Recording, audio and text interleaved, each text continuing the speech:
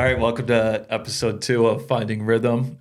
My name is Miles Doak, and I partner with amazing people and build profitable businesses.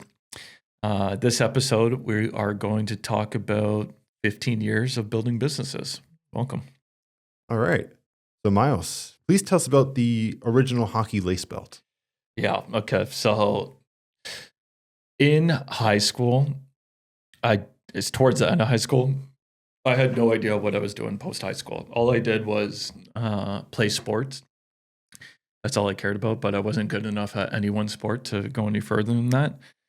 Um, you know, I played on 6 teams every single year for 4 years.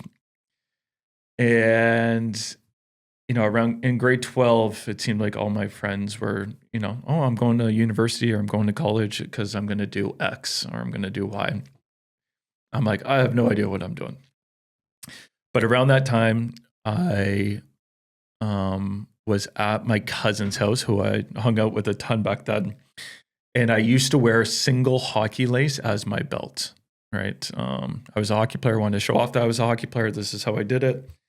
Even though I wasn't that good of a hockey player, and my uncle, who was an entrepreneur, and I looked up to a lot, he had said to me, like, why are you wearing that as a belt? Told him mine. And then the pretty much question comes up as like, well, what if there was an actual belt made out of hockey laces?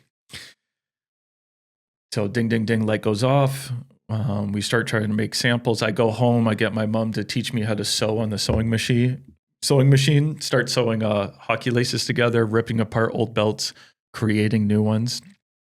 Had this prototype belt, drove back to my cousin's house and showed my uncle like this prototype. It was like, oh, wow, like this is cool. And that part was like exciting. It was like, oh, there an idea over here. And then like, you're doing these things. And then now it's like, oh, now you have a sample, right? And my uncle, being the entrepreneur, he took that sample. He found a manufacturer in Toronto that could create it. And he worked out a partnership deal with them to manufacture and distribute the original hockey lace belt. So I don't know how long it took, but few months later, we had like an actual commercial use, like one that could be sold in stores, original hockey lace belt. And that was the most exciting thing in the world, going from idea to reality. And this was like my intro into business, and I was hooked from the start of it. And so we had manufactured them, sold them to distributors. Distributors sold them to stores in a catalog. So it was just like through a paper catalog. I'm like, oh yes, I should buy this. So I always say it was never really a business. It was more like creating a product. There was no business building going on behind it, but we ended up auditioning on Dragon's Den and went on that, got through the audition, and then we pitched on Dragon's Den, got a deal. What a crazy experience that was. And around this time, it was like, oh, I want to do more, get more involved. But like I said, there wasn't really anything to do. The advice given to me was go to school and learn how to do business. You don't know anything about business, so go to school and learn how to do business. So went to St. Lawrence College in Kingston for business marketing. I was there for 1 semester, and I was like, I can't sit in a classroom and just learn about business. I need to do it. The last thing I wanted to do was sit in this classroom and learn about accounting and HR and stuff like that. It was driving me crazy. Around that time, the episode aired. And once again, kind of got just, okay, this is all good, but there's nothing more to do with the lace belt. So I was like, okay, I'm going to do another product on my own. Let's see if I could do this, just by myself. And the genius idea was the belt is so cool and people love it, but you can't see the hockey laces unless you show someone or if you have your shirt tucked in. Where would you see hockey laces all the time? On your feet. So let's make a flip-flop. Let's make a flip-flop with hockey laces. And this leads us into business number 2. Summer skates. Yes. So the idea was, can I make a flip-flop with hockey laces as the band that goes across? So once again, start making prototypes, ripping apart old flip-flops, sewing hockey laces together, find a prototype. Then I went to Alibaba and searched for custom sandal manufacturers. I probably spent 2 months, 3 months from, you know, 12 midnight to 4 in the morning talking to different suppliers. And eventually found a supplier that could do it. Actually, I had to find a hockey lace manufacturer and a flip flop manufacturer and put them together. Got some samples made, and then in between semesters at school, I partnered with a guy named Luke. Shout out Luke. Um, to bring in the first 3,000 pairs of summer skates, and then I spent the summer selling them to friends and family. I messaged every single person on Facebook and messaged them one to one. Just drove around in my '99 Dodge Dakota and sold those. Built a website, started selling those. Went into uh, um, retailers like Sorcerer Sports and just walked in there as this kid and said, "Hey, can I sell these things?" Not knowing anything about anything. But we kind of went through the whole summer and we sold, I think it was 2,700 out of the 3,000 of them. And I was getting ready to go to my last year at school.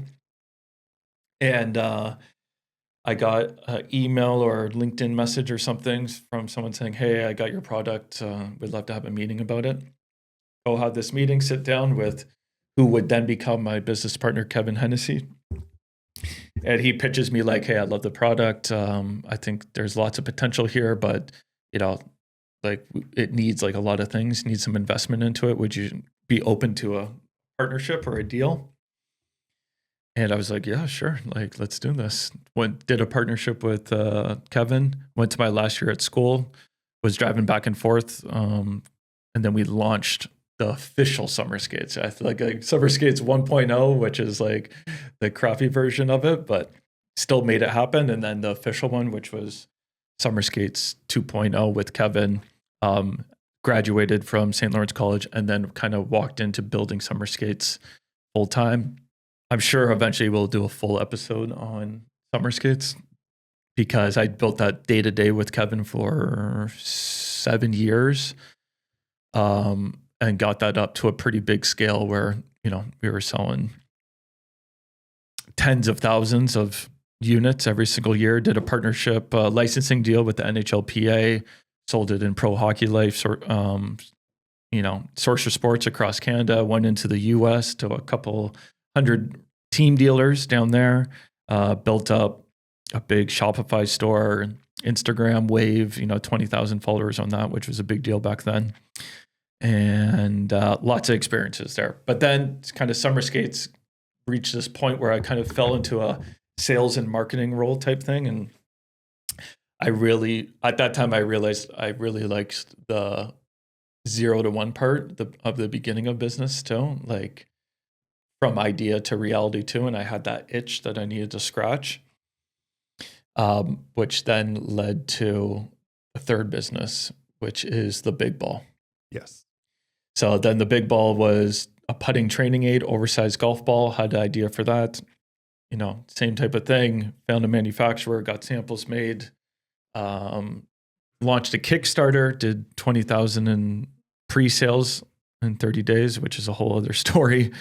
Launched that. Then I got invited back on Dragon's Den with that product. And around 2019 going into 2020, I was going to transition from day-to-day summer skates to do the Big Ball and umbrella, which we'll touch on. But then COVID happened, and you know, that's a whole other story. I'm sure we'll do single episodes for each one, but that kind of fell apart. And then business number 4 was kind of happening at that time, which was umbrella, which was really just I had leveraged the internet for my own businesses for, I don't know, a decade at that time.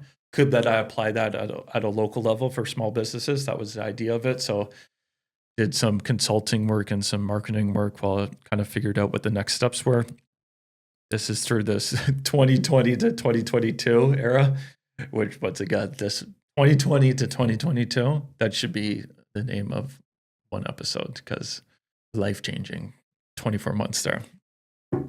But for these purposes, then met Lynette. we launched Neighbor Media, and then launched South Neighbor Media, content creating and sharing machine using videos, pictures, and words to help our partners communicate to the neighbors they're trying to reach. We do that through a monthly local paper.